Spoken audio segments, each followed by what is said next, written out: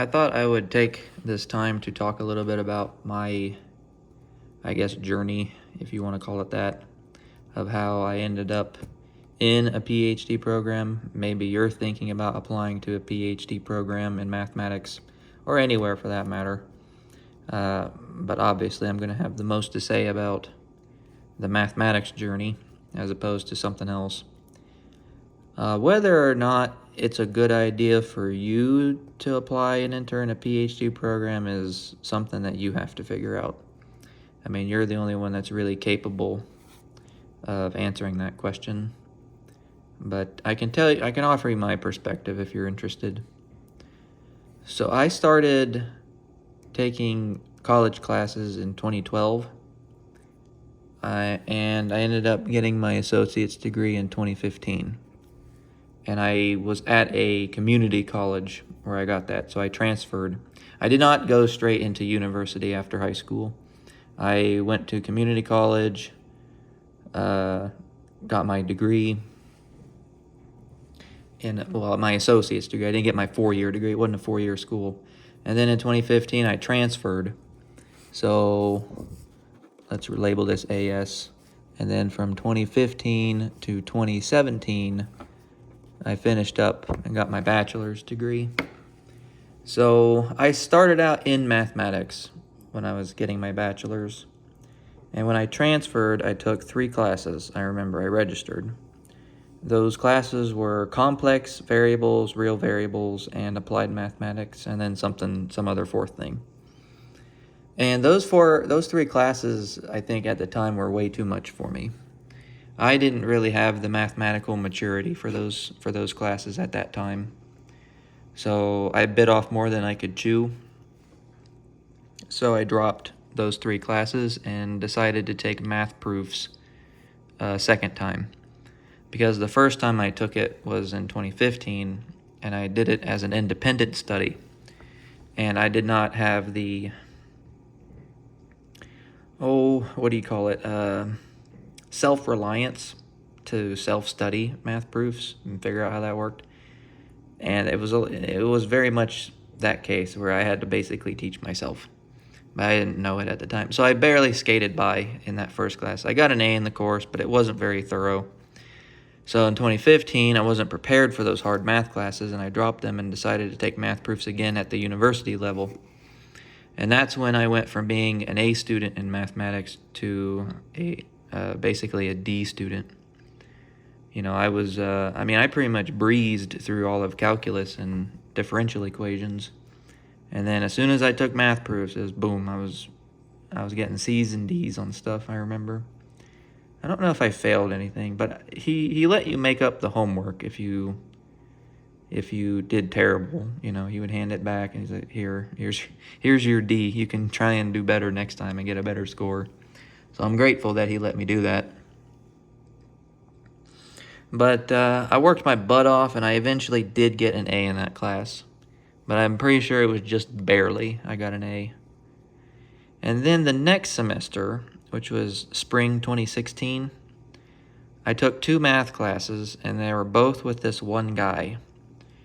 And I'm not going to tell you his name, because I want to keep a lot of things on this channel anonymous, I guess, so that I can speak more candidly about my experience, because I don't want people to figure out who I'm talking about, I guess. But I took these 2 classes with that guy, and this guy was notorious. I didn't know it at the time, but he was notoriously bad at teaching. Like, every student that I've ever talked to later, this was after the fact, every student that I had spoken with said that he was the worst instructor that they've ever had. And I looked him up on Rate My Professor. He has the lowest score of any teacher I've ever seen, and I believe it. I mean, I remember talking to this one girl that he made cry once in class. Like, he just embarrassed her in front of the whole class, and she cried. And I thought that was bad. So he had a reputation. The thing is, though, I didn't know that at the time, and I thought that was just the standard for people in the math department, or maybe not people in the math department. It left a sour taste in my mouth, and I was like, I don't know if I want to do mathematics after this, if this is what I can expect. So that semester, spring 2016, I switched my degree from a bachelor's in math to a bachelor's in environmental science. And that's what I decided to get my degree in.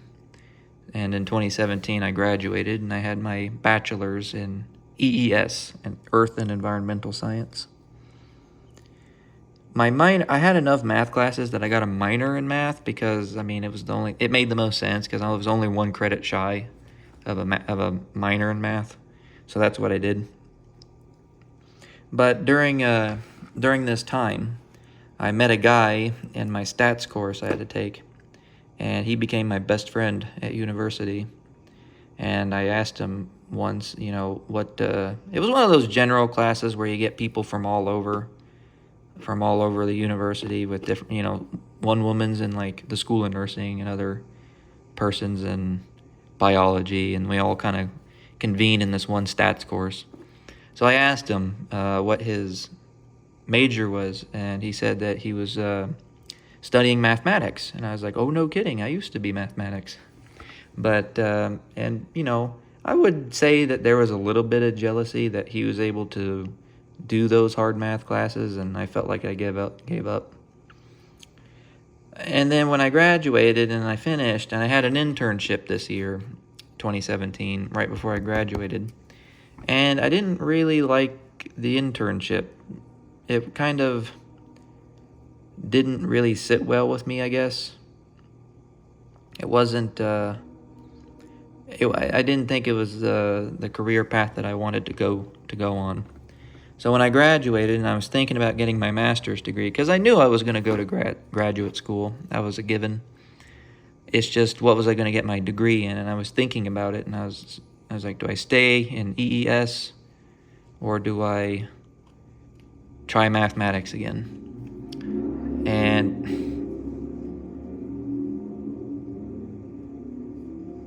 freaking Daytona 500 outside my window. Anyway, so I decided to do mathematics. And he was getting a master's in math too. That's what he was going to do, immediately after graduating. So me and him entered the same master's program at that same school. And so I did 2 years there and got my master's degree. So I started in 2018 and I finished in 2020. Got my master's. And I don't regret it. I'm glad I did that because I do love the subject. It was sort of my redemption arc because I was able to prove to mostly myself that I was able to do it, because everyone has their reason for doing things. A lot of people just go to school because they see it as a means to an end. They want to get that good job that pays well. I have a relative that went back to school after many years to get a nursing degree because they wanted to be a nurse. Mostly because, her perspective was, I need something to pay the bills. And obviously that's, what I'm doing too. Otherwise I'm just wasting my time in college.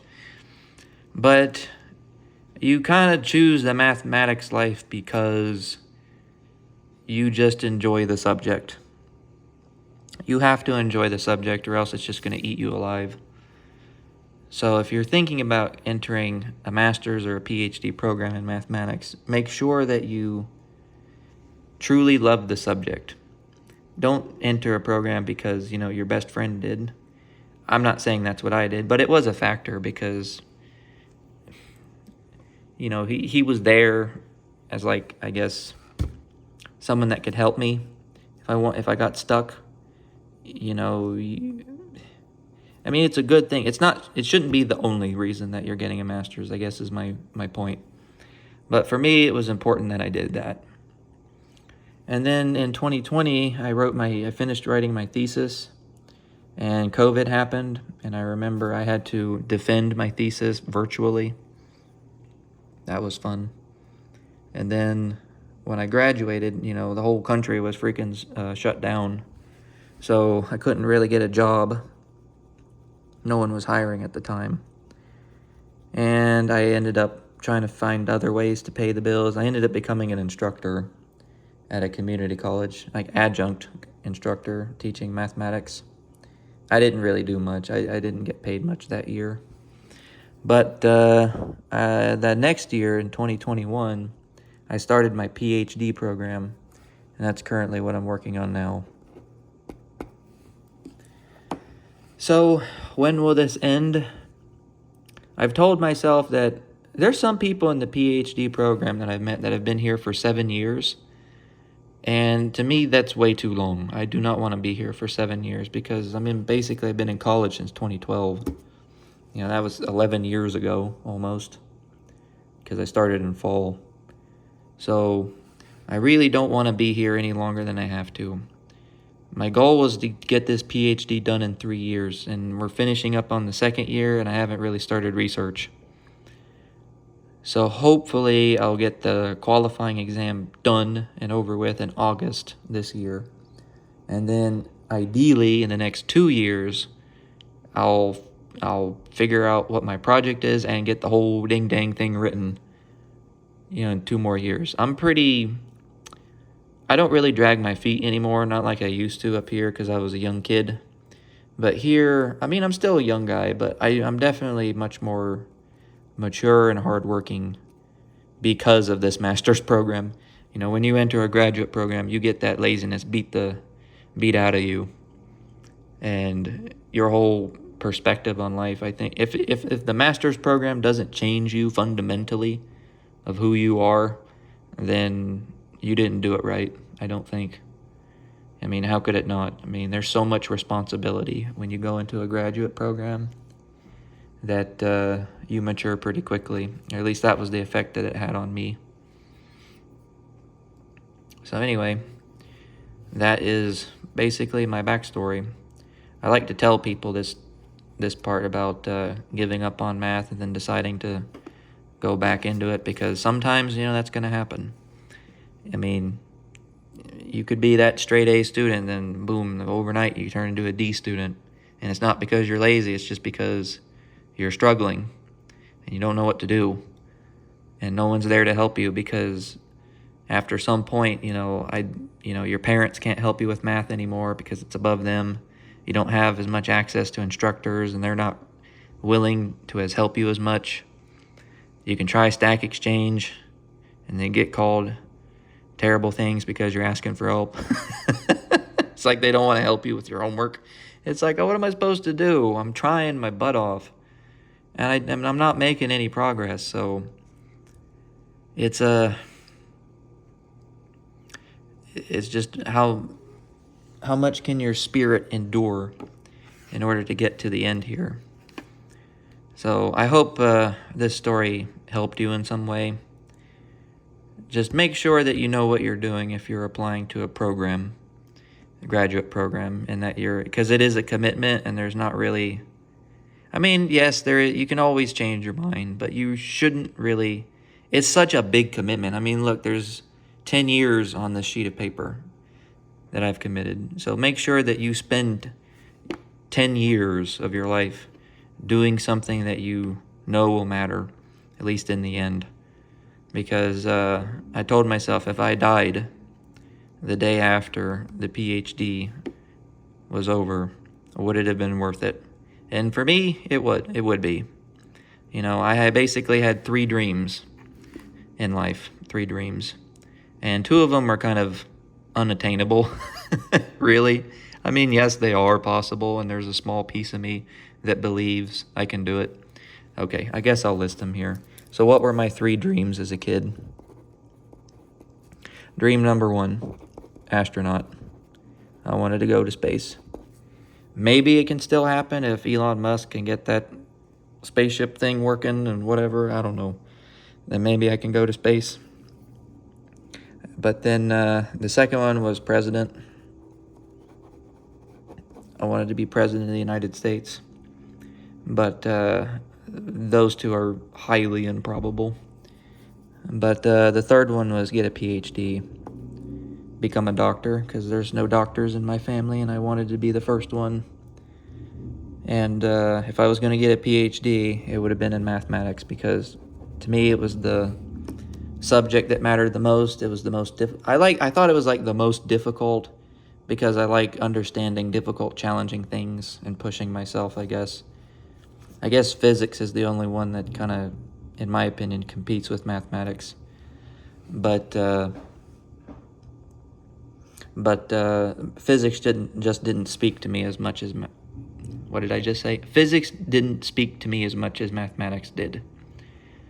And I took a sense of pride in my math abilities when I was a kid. But the first thing you learn when you enter a PhD program is that you're not as good at math as you think you are. And you have to have an honest conversation with yourself whether or not you can stick it out. At this point, intelligence doesn't mean anything. You know, everyone in the PhD program is intelligent. What separates the person that finishes the program versus what separate from the person that doesn't and leaves is how much work they're going to put into it. So when you enter a PhD program, you got to make the commitment that you're going to work for hours on end every day to make sure that thing gets done in 4 years.